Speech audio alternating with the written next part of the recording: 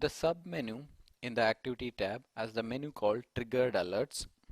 This is the location where all the alerts which are triggered will be logged, which can be useful for analyzing and checking if the alerts are triggered or not, or even how many alerts are triggered per day, or like alerts that are triggered by a single rule.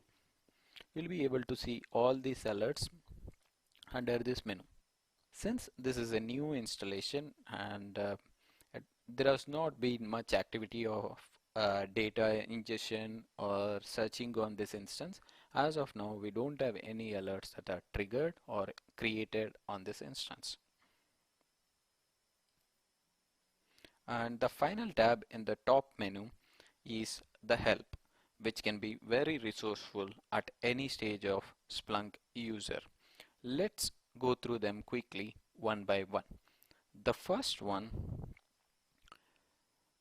is the what's new, takes us straight to the documentation site of Splunk, where you can search for any topic related to Splunk or check for the newer version of Splunk or see what's new with the latest releases. The second link takes you to the documentation site where you will have access to the Splunk Enterprise documentation, download, and each step-by-step guides where you'll be able to search and find answers in the documentation. The one good thing about Splunk is the complete documentation part is kept open. If you click on tutorials, it will take you directly to the documentation site where you have complete resource to learn and understand Splunk.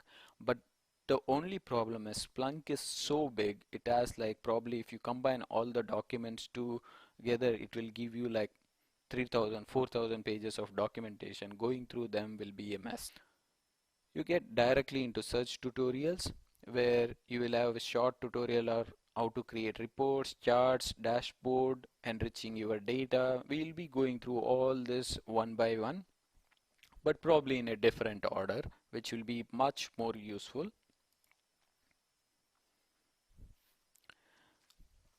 Let's see some of the other important links in help menu. The Splunk Answers is one of the most informative and highly active Stack Overflow kind of website for Splunk. If you click on that link, it will directly take you to answers.splunk.com. There is a huge number of people constantly asking queries, posting answers to help other members of the Splunk community. If you're already logged in, you can directly click on ask a question and it will pop up a menu, whatever the questions, how dumb it is, no issues. You can probably search before asking a question that if somebody has asked the same question, and you'll find the answer probably 80 to 90% of the time because the community has been for a very long time and it is very active. The last link I believe is the contact support. Is the Splunk portal where you log on, raise an incident to Splunk support, which will be through your customer portal, and based on the priority it will be resolved. The next link is the help page, which takes you right back to the documentation.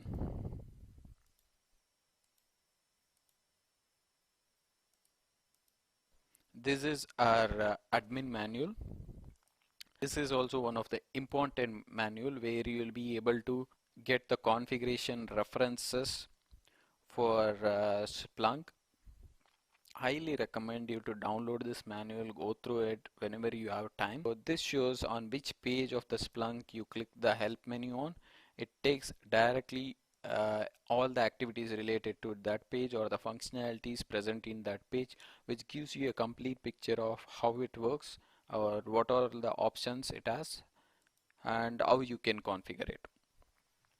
And in the help menu, the final one, About page, is the link which shows you the build version, details of your Splunk installation, and also the app version.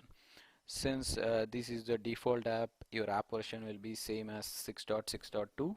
That is our current version, and this is the build version.